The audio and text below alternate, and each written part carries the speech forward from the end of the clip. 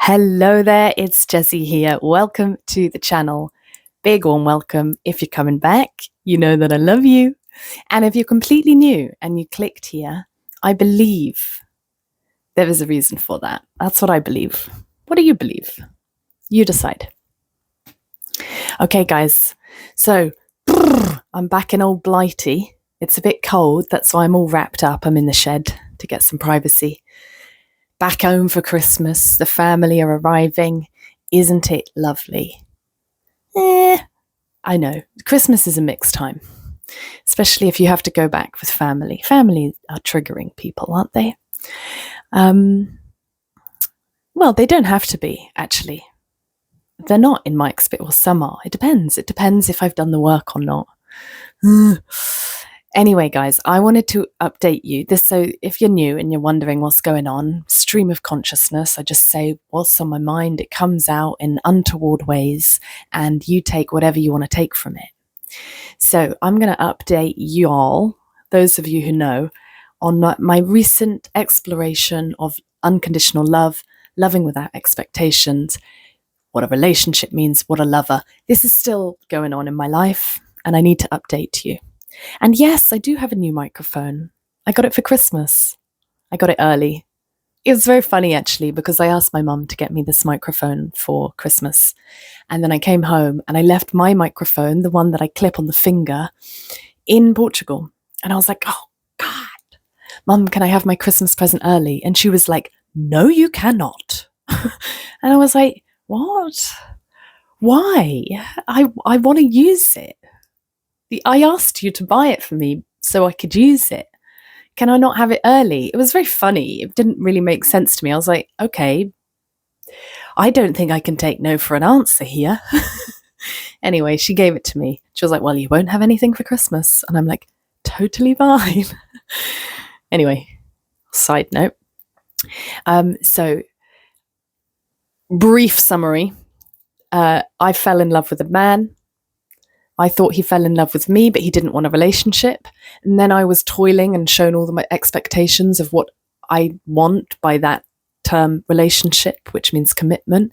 This person wasn't able to offer it, but they were offering me everything that I deem a relationship. It's just not what they would call a relationship. It was very bizarre. Anyway, and then I was sort of, okay, can I drop these expectations? Can I love without expectation? Can I love this person unconditionally? Do I need them to commit in certain ways for me to love them? And then I thought, no, I don't. And then we became lovers. And then I thought, that's degrading for me and for him. I don't want a lover. I want more than that. And then we decided to be friends. And then we were friends and we were still talking like all day, every day, talk, share. And then I realized I don't want to be friends with this guy. So I said, look, buddy, if you can't offer me more, I can't even be friends with you. And that lasted for about 24 hours before I was like, what am I doing? Why am I cutting out this connection of this beautiful soul that I've met just because he can't offer me exactly what my ego identity wants, like Jessie? And then I asked my soul and it's like, I feel so connected to this being. Of course. So then we jumped straight back into it. I sent a very raunchy message. I followed my desire, peeps. I'm doing this new thing where I follow my desires. If anyone ever asks me for advice, I'd say follow your desire. Follow your desire and see where it takes you. That's what I did. So I sent him a very quite raunchy, provocative message saying, this is my desire. You're welcome. I invite you to mine if you want. And he came, we had a beautiful night, and then he left and he's like, I'm still a bit worried that you're going to want more or I'm not going to be able to continue offering this. And I think with this human being, I am able to unconditionally love him. Now, what I believe, because I've been avoidant as fuck, okay, my entire life. I was highly traumatized as a child. I had completely suppressed that. And I was operating in denial of this. And I was so avoidant, right? Because I would keep people like I wanted love, I craved it, and I would be in relationship. And then 2 months, the moment it started, they came anywhere close. Unconsciously, they were coming close to me having to face what I had denied my whole life. So I would push them away. unconsciously, right? And then I did all the work and I did all the healing, and I'm still doing it. It's a process, but I really went there. I really went there and dug it all up. And I'm able to love much more securely now, without expectation, or I need this, or I need this to feel safe, or I need this, because I've learned how to provide safety for myself, have self-worth from within, love myself, So if somebody else can love me, great. If somebody else can't love me, great. I don't mind, because I'm not relying on it coming externally anymore. Thank God. Now, my most recent lover actually taught me this, and shout out to you, even though it wasn't perfect in many ways, but he loved me unconditionally as I pushed and pulled as we avoidants do. He was there for it until one day he wasn't. And now I feel like I get to provide that role for somebody else. And if you see any holes in my theory, or you're watching this and you're like, oh my God, two things. One, maybe you're correct. And if you are, tell me, and I'll decide if it resonates or not. Two, is it just because it's challenging your belief system? And I say that because that's what I've learned about when I see somebody and I'm like, you're doing it all wrong.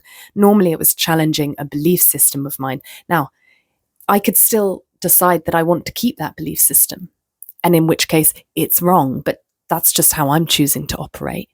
Or sometimes I've decided to drop that belief and actually allow them to teach me another way of being.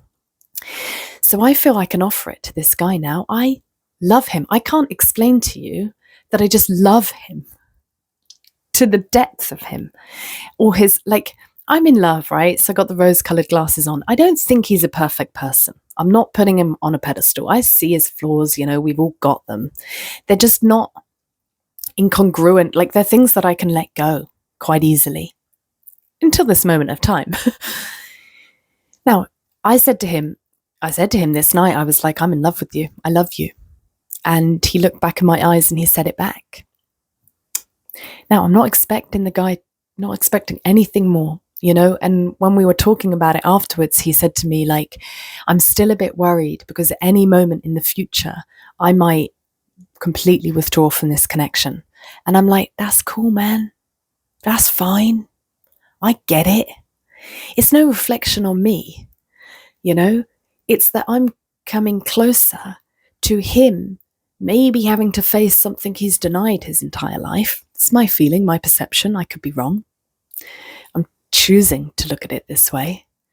But it's nice. It's nice. It's a nice perspective to take, because if he pulls away at some point, it's not because it's anything I know how this man feels about me, and maybe it's just too much. Maybe he doesn't want to go there yet. Maybe he's not ready to face that. That's okay. I get it. I feel like the shoe is on the other foot.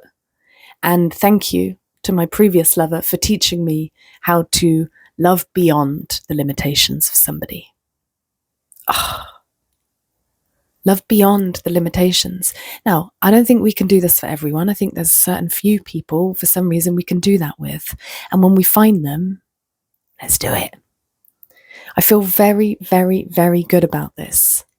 And that comes from following my desire. Let's go back to that. Follow your desire and see where they take you, because usually what happens at the end of a desire, when we've followed it and we've fulfilled it, is we want something else. And so it goes. I don't think there's anything wrong with that, Okay, I think it's good to consider the impact that it has. Okay, for example, if your desires are materialistic in nature and you want a car, and then you want another car, and then you want another car, personally, I would consider the impact that is having on my community, on the environment, things like that. But that's how I choose to navigate. So, when we follow our desires, okay, there are personal desires, and what implications do they have? Sometimes we have to follow the desire to see what implications they have. Sometimes it's really easy for us to look at others and be like, what are you doing? But it's not our lesson to learn. It's theirs. And this is my new thing right now. Follow your desire, see where it takes you, see what it shows you. Normally what you don't want.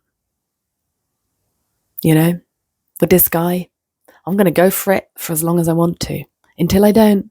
And then it will be like, oh, my desire's changed. Change direction. This is how I am right now, and it may change. And there's one more thing I wanted to share, but shall I do it in another video? I'm going to do it quickly. I feel, does anybody else feel that we are now living in the echo of the old paradigm? And I feel like I got one foot in the new paradigm, the new way of being, new frequency, where all the conditioning and all the fucking limitations don't exist. And then there's this echo of it.